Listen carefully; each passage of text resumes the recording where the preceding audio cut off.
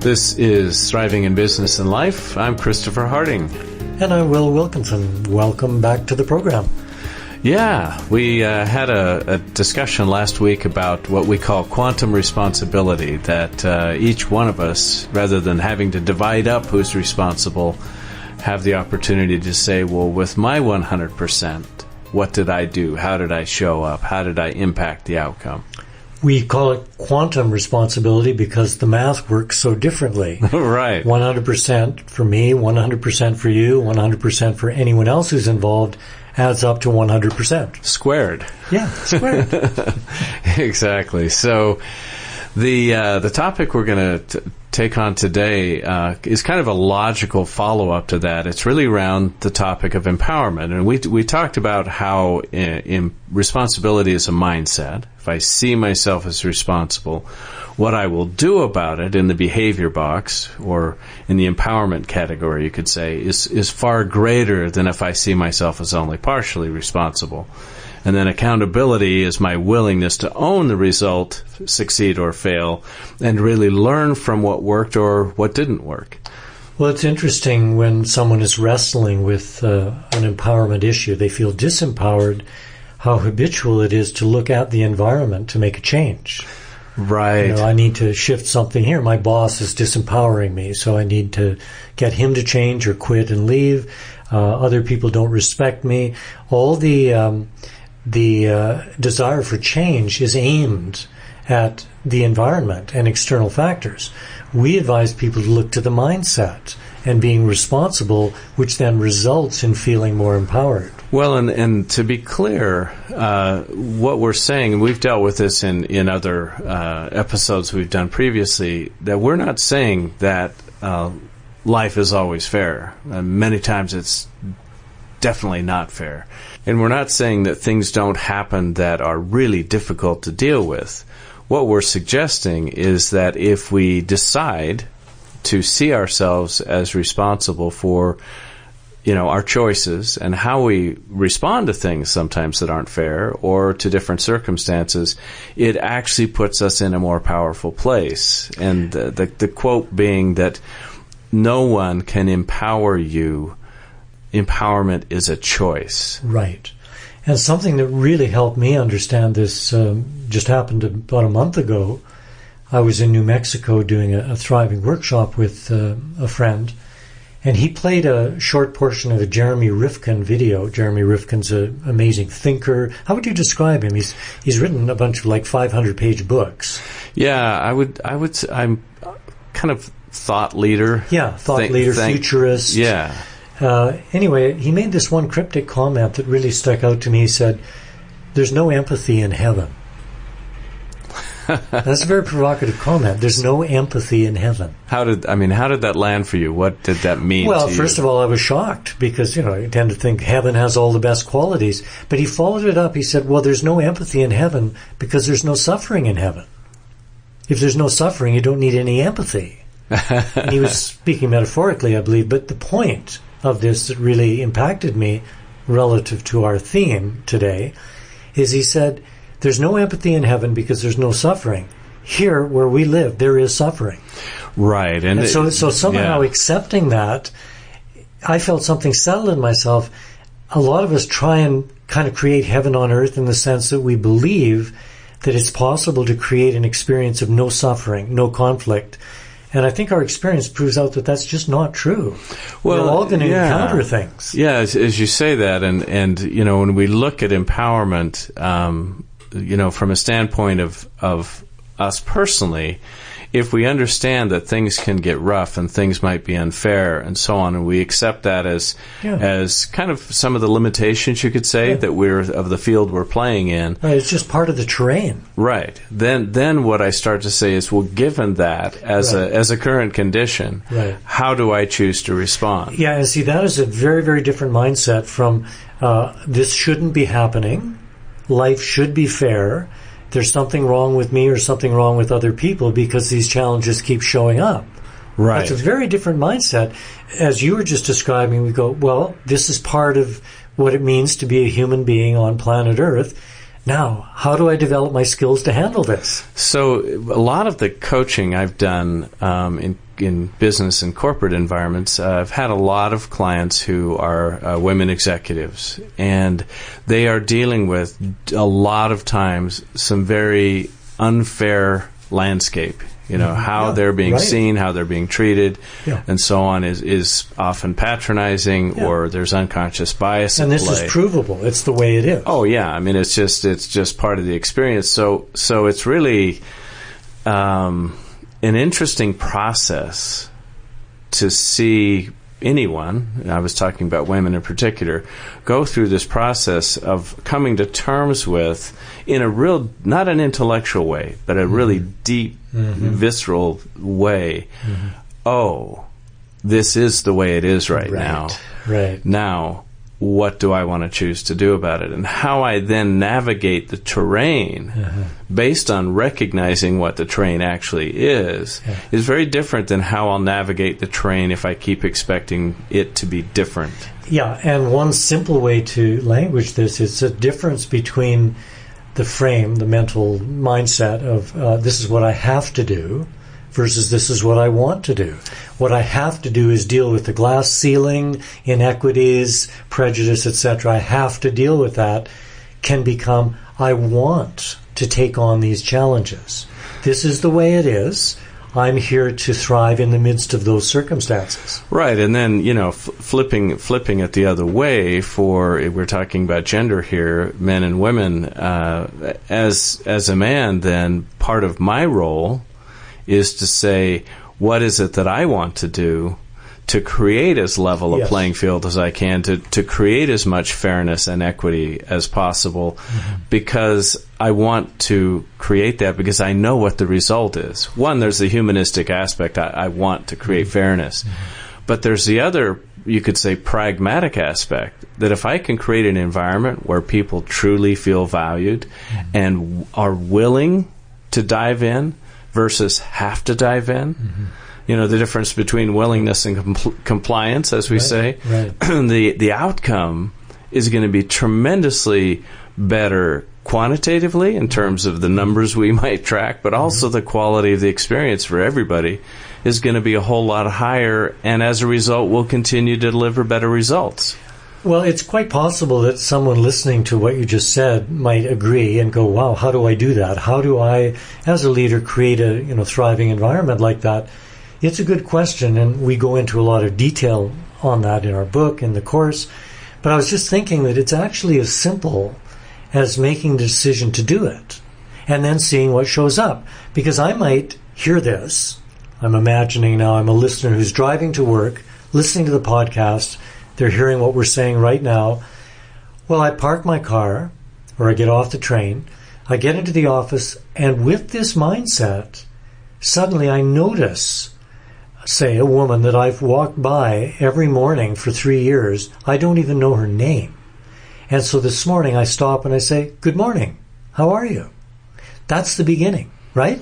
Right. It's as simple as little steps like that. Well, like you said, I mean, so if we broke it down into some little steps, it'd be starting to pay attention. Right. Noticing my own behaviors, noticing the stories and maybe the unconscious bias in my own head, regardless of which side of this equation I'm on. And then saying, well, where's that mindset going to lead me? And what will I do or not do with that mindset? And as you said, okay, I've made a decision. I want to start to be more inclusive, create a more equitable, level playing field because I know it will bring out the best in me and others. Yeah. Now I start to notice and pay attention and evaluate how am I showing up. Right. Which we call situational awareness. Right, right. And one of the best support mechanisms for situational awareness is to let a couple of other people know what we're doing so they can help us watch ourselves. Right. And if they're up for it, we can do the same for them. Well, I was at a brain science workshop a couple of weekends ago, and the presenter put this in an interesting frame. He said, it's the shift from present-past orientation to present-future orientation. Yeah, yeah. And he asked the question, what do you want to take with you into the future? Right. It's very interesting. He said, well, what emotions do you want to take with you into the future? For instance, he said, do you really want to take betrayal into the future with you? Let's say you're feeling betrayal. I'm bringing this up right now because a lot of the time we're so preoccupied. Our mind is going around, our feelings are embroiled in the past. What happened before, that we're not even aware of what's happening right now, let alone choosing what we want to create into the future. You know, as you're saying that, I'm being reminded, when you and I first sat down to write the book, Thriving in Business and Life, we were actually going down a slightly different track. Right. And we were working with something we call the solution formula. Yeah. And kind of the slogan of the solution formula was, what do you want to create today? Mm-hmm. And it's that present future orientation. Yeah. Okay, a lot of stuff happened. Yeah. Now, what do I want to do with it, and where do I want to go? Yeah, and I mean, it's honest to acknowledge that in our modern era, there's a lot of influence on us to be consumers rather than creators. For instance, media is a consumptive environment. We're dished out programming that we consume as spectators. And any of us who are creative by nature, look at the kinds of programs we enjoy. They're the ones where we have to kind of figure out what's going on. In other words, we get creative with the content we're being given. Whereas there's a whole range of, what I call propaganda of one kind or another, where you don't have to do anything. You're just spoon-fed to reinforce the spectator identity. A consumer who buys stuff is not being particularly creative. As you're saying that, I'm thinking on the quote that we quoted several places in our book, online course, and so on, by Milton Erickson, the father of hypnotherapy. And his statement was, that most of us are walking around in a trance of disempowerment. Yeah, most of the time. Yeah, in other words, we have come to allow ourselves, you could say, to be entranced with the belief that we're not powerful. Yeah. So you take this whole idea of willingness or wanting to. What do I want to create today? Mm-hmm. And looking out of what's the ripple effect going to be of what I want to create today. Well, and we can take that on any level. It's scalable from the smallest thing to the biggest thing. I've just had this realization lately, because I've had a number of mindset shifts, that there's been an element of carelessness in my behavior that I was unconscious of.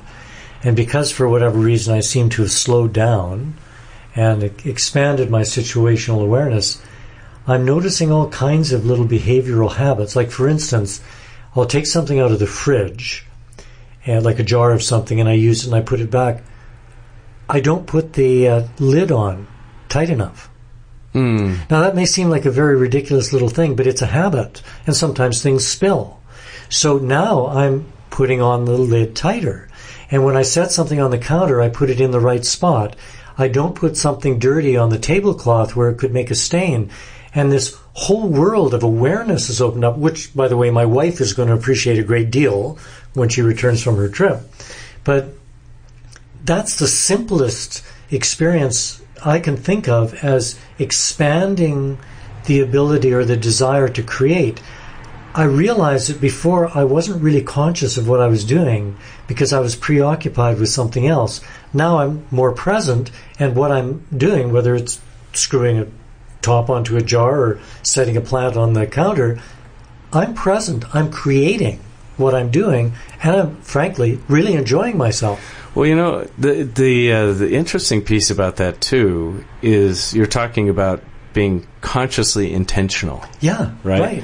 And so one of the things we do when we're coaching and in our training around empowerment is to focus on, we have what we call the 3 C's of empowerment. What do I need to do, or what do I need to look for in somebody I'm going to invite into a different task or responsibility? And the very first one is, how capable am I, or how capable is that person? And when we look at capability, there's technically, how capable am I? What are my interpersonal skills like? But what you're talking about is what are my cognitive skills? And this is where intention lives, right? Right. Is that, am I, cognitive of what I'm doing? Am I present? Am I intentional? Am I following the ripple effect out? And if we can just develop that skill better, to really ask myself, what am I doing? Where's this going to lead? Who's going to be impacted? Yeah, exactly. I mean, the other day I met someone who we've been emailing and phoning, and we hadn't met in person, and we finally did, and this person lives out of town. Well, she took the only 20 minutes we had before an event started to rehearse some traumatic experience from her recent past to me in agonizing detail. And I was standing there listening to all this, and I was thinking, this person is unconscious of what they really would like to share with me, because she's now left town and we don't have another chance to speak. She filled the 20 minutes with this recollection that really had no bearing on anything. It's just something she had brought into the present from her past. So she wasn't doing what we're talking about, which is to just assess the situation, become aware, become present, and choose what would be the best use of our time. You know, as you're saying that, and I'm imagining this because I wasn't there and I don't know this person, is that is a perfect description of what happens when we get caught in trauma loops. Yeah, that's what it was for her. And I had a lot of empathy for her because clearly there was a lot of suffering there. Well, and I think, again, we're all going to go through different traumas, some more severe than others. And the question is, have I surrounded myself with people that I've given permission, and I want to say overt permission, not implied permission, to be able to go, hey, whoa, wait a minute, what's going on? Are you okay? Yeah, and I didn't have that permission because we had just met. And I thought about intervening with something, and I thought, no, that would be unkind. So I made the choice just to listen and, give her some love as a listener. Well, and you think about, so we're talking about empowerment. So in that moment, you made a conscious decision to listen rather than go beyond the bounds of your permission. Right. Which I was likely, helpful. I mean, trauma is so interesting. We will keep retelling the story until we reach some point of breakthrough or resolution. Well, also, it suggests a response from, the listener. Like in this case, I'm sure this person and I will meet again. If it begins to loop again, I think I would feel a little more permission to gently intervene and direct a little bit. Just because I think I established some safety with her. She knew that I was hearing her. Right. She felt that I was really listening to her without judging. My point in bringing this up is that as friends, I think we can help each other, and if it feels right, take a little risk to help someone if we feel we have permission. Yeah, well, and as we said, I mean, we're talking about empowerment. So when we get caught in situations like this, and again, you deal with it as a coach, I do as well, where I'm talking to somebody who's seen the same pattern of behavior in different job roles show up. Now, one consistent factor is, like we said, the landscape is that there's this built-in prejudice and unfairness into the social structure, right? And that it should not be like that. Yeah, it's systemic, bias. Now, given that, if I'm recognizing that and I'm going to go back to choice, it's how do I want to deal with that? And what we're saying is the more like you said, I make an assessment. Okay, this is what I see. There's another consistent factor in all those situations, and that is me. Right. I'm the one doing the looking. I'm the one doing the looking and the reacting or responding. And so then it's like, wow, okay, I may not be able to change the systemic bias that's there, but what can I do within that environment to make possibly different choices to either help me navigate it better and or build a better support system to deal with it. The whole idea of empowerment is that we increase the amount of choices we have. Yeah. And we build the support network around us to help us be cognizant of the choices and their ripple effect. And one of the important parts of this first C of empowerment capability is acknowledging our limitations. It was Clint Eastwood, I think, in one of the Dirty Harry movies, who said a man's got to know his limitations. Right. And it's tough for some of us to admit we have any, but we all do. Well, yeah, so if you're looking at how capable am I technically, How well have I developed my cognitive awareness, and how capable am I, cognitively? How capable are my interpersonal skills? So there's three areas I can look at. The next one we look at is clarity. Right. It's like if I'm somebody, inviting somebody to take on a responsibility, how clear am I as to what their role is, how extensive their authority is or isn't, what I expect from them, what success looks like, how available am I to help. Yeah, I mean it's really quite amazing how often we'll encounter, I know you do and I do, a situation where someone has had something blow up. Right. They're working with somebody and suddenly it just explodes, not in a good way. And then you start asking questions and invariably find out that there was a real utter lack of clarity at the beginning. They did not define the job descriptions, the expectation, often even the payment. Right. The timeline, ownership issues. And the person kind of wakes up and goes, whoa, we probably should have talked about all that stuff before we got going. Well, so it seems that clarity is obscured by kind of this enthusiasm to rush into some kind of enterprise because we're creative, we want to create. I think what we're saying is it's probably wise to put the brakes on for a moment and just pause to get very clear about everything that's going on. Are we interested in creating the same outcome and going about it in a way that's similar enough to where it's going to succeed? A lot of what I used to do in the creative realm, in addition to part of producing, let's put it that way, whether it be music or film or whatever, was reaching agreements, navigating, negotiating agreements with all the different aspects of talent and people involved. And there were a lot of times people were like, well, we don't need a contract. I'd be like, whoa, hold on a second. Yeah, right. The main we're purpose... good friends, we don't need a contract. Yeah, the purpose of a contract, in my mind, is that it's a clarity-creating process. Right, for both sides. Yeah, where we get a chance to really identify what we want, what our agenda is, what we hope to get, what's not acceptable. Yeah. So that clarity piece is huge. And if I'm the person who's being invited to step into something, very often the person inviting me, if it's somebody up the line from me in an organization, for example, may not have thought through all of the clarity aspects. So for me to ask myself the question, am I willing to gain clarity in this moment? Yeah. Or if I'm not, to at least own the fact that I'm taking the risk to not get clear. Well, I just went through this specifically a few weeks ago where a gentleman that I've collaborated with for 8 years died. He had an illness and finally he succumbed to this. And he and I had a verbal agreement that I could use some of his technology in my work. Well, I realized that this was known to him and me, but possibly not anyone else. Right. So I contacted the executive director of the organization, who is a friend of mine, and I spelled out, our verbal agreement, which involved no money at all. It was just a friendly exchange.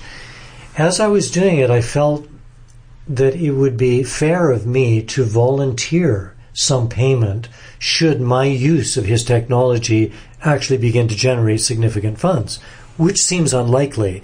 But I just felt that this would be fair to do that. So I kind of tacked this on at the end of my email and sent it in, seeking clarity, right? Right. Well, I got an email back suggesting a much higher percentage than what I had suggested as their normal collaborating rate, and realized that they were seeing me in a very different light than I was seeing myself because of my relationship with the founder of the technology. So that sparked a negotiation which ended very well, a good agreement. Now we have clarity with a signed contract. Right. But it was very interesting to go through that process to find clarity. That's what a great example. Yeah, that defines it perfectly. So, if we look at capability, we look at creating clarity, then the next piece is really to touch base on commitment. Right. What does commitment mean? Again, we're going back to it's a bit of clarity, but to really say, what's your limit? How far are you willing to go? And a lot of it is getting clear on ethics and values and maybe even mores. For some people, it's like how far they're willing to go may be farther than I'm comfortable going. Right. And so defining what does commitment look like, what does it mean, When are we going to pull the plug? When are we going to go for it, even when it looks risky? Identifying all of the pieces around commitment so that, you really know, am I personally committed to go for this? Or as I really begin to say, am I willing to own accountability, right? The outcome here. It's interesting as we're talking about empowerment, and of course power is embedded in that word. It's occurring to me that all the details we're discussing here add up to creating a sense of certainty. Where there's ambiguity, we're creating a sense of certainty. We know where we stand. We kind of know what to expect. But here's the ironic thing about that. That's preparing us for an adventure into the unknown. It's very paradoxical. Yes, it reminds me of our friend Julie's book, Leading When You Don't Know the Way. Right. Because ultimately, any entrepreneur is going to tell you that they don't really know how things are going to go. But it helps to clarify as much as we possibly can to give us a foundation to build on. Right. As you were saying that, there was a phrase, I did a lot of work with Cisco Systems for a few years, and they had an internal phrase where they talked about level setting expectations. That was kind of their code word for this process we just described. And so, can we level set our expectations, create that clarity, make sure we've got the proper capability in place, and that our commitment is aligned, right, with each other as we charge forward into the unknown. That's I think in and of itself an interesting assessment, just for us to acknowledge that we don't really know what's going to happen next. We don't. And it is a balancing act between the known and the unknown. I remember years ago, I started going to some Tony Robbins workshops, the giant motivator. Probably most of our listeners have at least heard of him. And he liked to create lists of things and deliver these lists with total certainty. And he said, well, there's the 10 top human needs. Number 1, certainty. Number 2, uncertainty. I can't remember any of the others. But he talked about the balance between the known and the unknown. And I think that's a really valid point, that we need to flush out those things that we need to develop a real solid foundation for what we're doing, and then enjoy exploring and discovering what we don't know. Well, it kind of almost goes to Maslow's hierarchy of needs, right? That if we've created enough certainty to where we have a sense of security and have our basic needs met, our ducks in a row, and so on, we can move on to the adventure of what he referred to as self-actualization. But it could be the actualization of a dream, a goal, a vision. We're far better to do that when we've created that certainty around us, at least to the degree that we can. Well, what a good conversation. I'm just remembering a few of my friends who say they're tuning into our podcast now, and some of them are listening while they're driving. And one of them just the other day commented and said, wow, 30 miles went by while I listened, and I was hardly aware of even driving. It was such a engrossing conversation. So a word to those who are listening while they're driving: keep your eyes on the road, enjoy the conversation, but drive safely. Truly, truly. So we'd love to hear your thoughts and stories on empowerment and how it's affected you. So you can write to us at thrivinginbusinessandlife@gmail.com. I'm Christopher Harding. And I'm Will Wilkinson. Thanks again for joining us, and we'll talk to you again next time.